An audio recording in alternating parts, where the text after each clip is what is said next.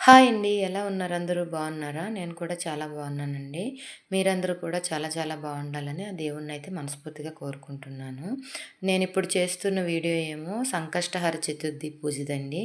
అంటే సంకష్టహర చతుర్థి మంగళవారంతో కూడి వచ్చింది గదా! ఆ ఆ రోజున పూజ చేసుకుంటే చాలా మంచిదండి. అందుకని ఆ పూజ చేసుకున్నాను నేను. ముందుగా Shrimati Padmavathi vlogs YouTube channel subscribers అందరికీ ధన్యవాదాలండి. ఇంతవరకు నా వీడియో చూసి సబ్స్క్రైబ్ చేసుకోకపోతే సబ్స్క్రైబ్ చేసుకోండి. అలాగే మీ ఫ్రెండ్స్ అండ్ ఫ్యామిలీకి షేర్ కూడా చేయండి.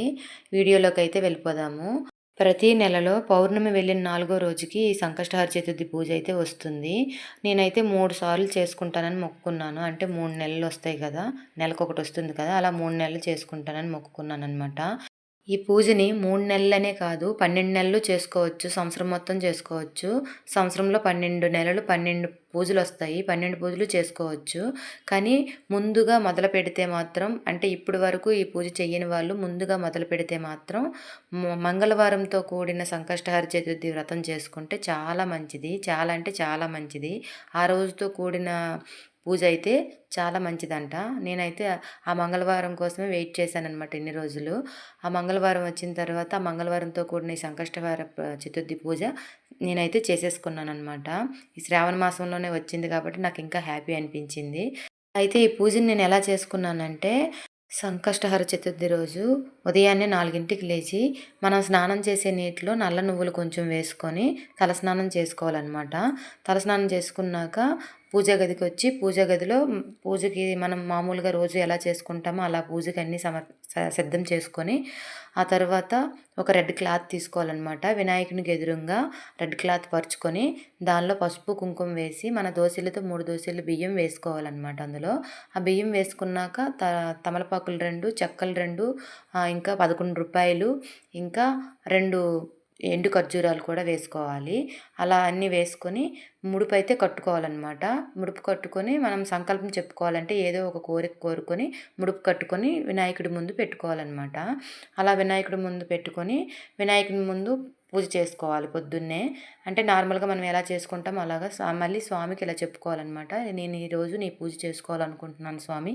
ఏ ఆటంకాలు లేకుండా పూజ సక్రమంగా జరిగేటట్టు చూడు స్వామి అని చెప్పుకోవాలన్నమాట. అలా చెప్పుకొని పొద్దున్న పూజ మామూలుగా చేసుకొని గణపయ్య ముందు గణపయ్య నామాన్ని రోజంతా స్మరించుకుంటూ ఆయన ఆయన కోసం ఆయన మంత్రాన్ని అలా జపిస్తూ ఉండాలన్నమాట ఆ రోజంతా. ఓం గం గణపతియే నమః అనుకుంటూ మనసులో ధ్యానిస్తూ ఉపవాసం ఉండాలన్నమాట. ఉపవాసం చేయలేని వాళ్ళు పాలు, పళ్ళు తీసుకోవచ్చు. అవి తీసుకొని పూజ చేయొచ్చు. నేనైతే పూర్తి ఉపవాసం చేయలేదు. పళ్ళైతే తీసుకున్నాను. ఎందుకంటే నేను ఏదో ఒకటి తినకపోతే కళ్ళు తిరిగి పడతాననమాట. లో బీపీ ఉంది. అందుకని ఏ ఉపవాసాలు పెట్టుకోలేదు. ఎన్ని పూజలైనా చేయొచ్చు కానీ ఉపవాసం ఉంటే మాత్రం నాకు అస్సలు సెట్ కాదు. అందుకని పళ్ళైతే తిన్నాననమాట మధ్యాహ్నం. ఆ పళ్ళు తిన్న తర్వాత ఈవినింగ్ వరకు గణపతి నామస్మరణ చేసుకుంటూ ఇంట్లో పనులన్నీ చేసుకున్నాననమాట. ఆ తర్వాత గణేశుడికి ఎక్కువ ఇష్టమైనవి ఏంటి? పత్రి. అన్ని రకాల పత్రి కావాలి కదా! ఆ పత్రి తీసుకొద్దామని బయటికెళ్ళాననమాట నేను, మా అమ్మ. బయటికెళ్ళి పత్రి అంతా తీసుకొనొచ్చాను. కానీ నాకు సాయంత్రం వరకు కళ్ళు తిరగడం అవేం జరగలేదనమాట. చాలా మంచిగా చేసుకున్నాననమాట. అవన్నీ తెచ్చుకున్నాను.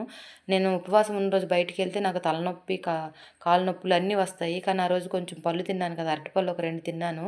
కానీ ఆ అరటిపళ్ళు 2 అరటిపళ్ళు తినేసరికే నాకు ఆ గణపయ్య ఎంతో శక్తినిచ్చాడనమాట. పత్రి, పువ్వులు అన్నీ తెచ్చుకున్నాను బయటికెళ్ళి. తర్వాత సాయంత్రం పూజ చేసుకోవడం కోసం స్నానం చేసొచ్చి ఒక పసుపు దారం అయితే తీసుకోవాలండి. తోరణం కట్టుకోవాలి దీనికి కూడా.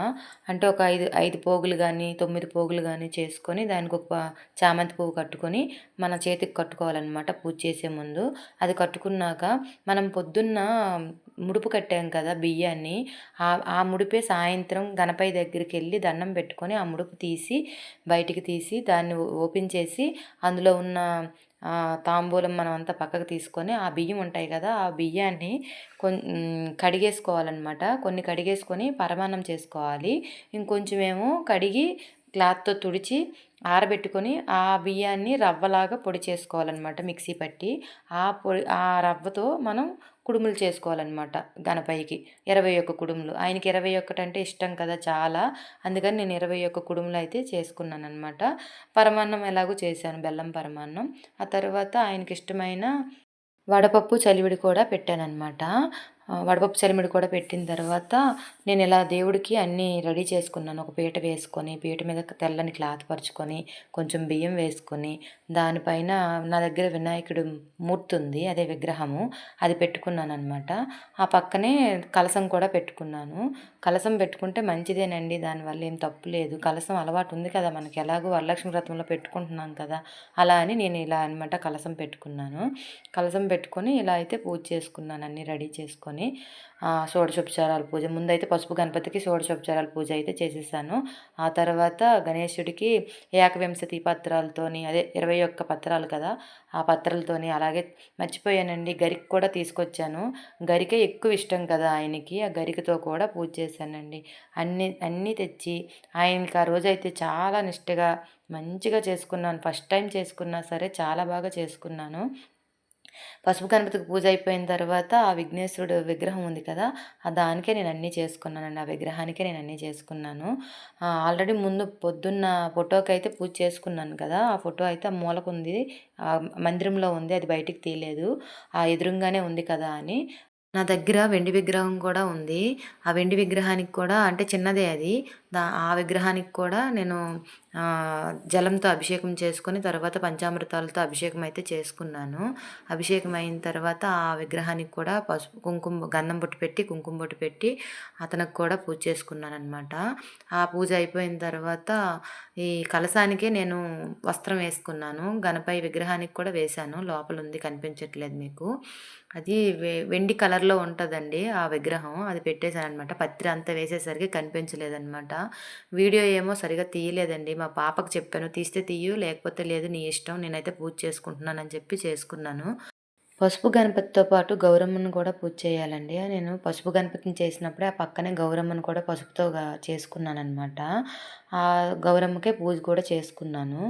గణేష్ అష్టోత్తరం అవన్నీ చదివిన తర్వాత సంకటనాశన గణేశ స్తోత్రం అని ఒకటుంటుంది. అది మన ఇష్టం 3 సార్లైనా చదవచ్చు, 5 సార్లైనా చదవచ్చు, ఎన్ని సార్లైనా చదువుకోవచ్చు. అదే నేను చదువుతున్నాననమాట. తర్వాత పూజంతా అయిపోయిన తర్వాత గణపతికి మనం అర్ఘ్యం ఇవ్వాలనమాట. అంటే చేతిలో అక్షింతలు వేసుకొని అవి నీళ్ళు వేస్తూ ప్లేట్‌లోకి వదిలేయాలనమాట. నేను ఇక్కడ చేస్తున్నాను చూడండి. వాటర్ చేతిలో అక్షింతలు తీసుకొని వాటర్‌తో తమలపాకుతో వాటర్ వేసుకుంటూ కిందకి వదులుతున్నాననమాట. అలా 4 సార్లు చేయాలి. ఆ తర్వాత గౌరమ్మకు కూడా ఒక 3 సార్లు చేయాలి. ఆ తర్వాత చంద్రుడికి చేతిలో బియ్యం వేసుకొని పాలు వేస్తూ అలానే వదిలేయాలనమాట అవి కూడా ఒక ప్లేట్‌లోకి. ఇలా చేసుకున్నాను. అలా చేసి చంద్రుడికి అర్ఘ్యం ఇచ్చి దండం పెట్టుకొని అయితే ఇంట్లోకొచ్చి గణపతి ముందు 21 ప్రదక్షిణాలు చేసుకున్నాను. తెల్లవారు లేసి గణపయ్యని కదిలించాననమాట. మొత్తం తీసేసాననమాట. నైటే గణపయ్యని కదుపుకున్నాను. మార్నింగ్ లేచి పూజ చేసి తీశాననమాట. నా వీడియో గాని మీకు నచ్చినట్లయితే please like, share and subscribe చేయండి.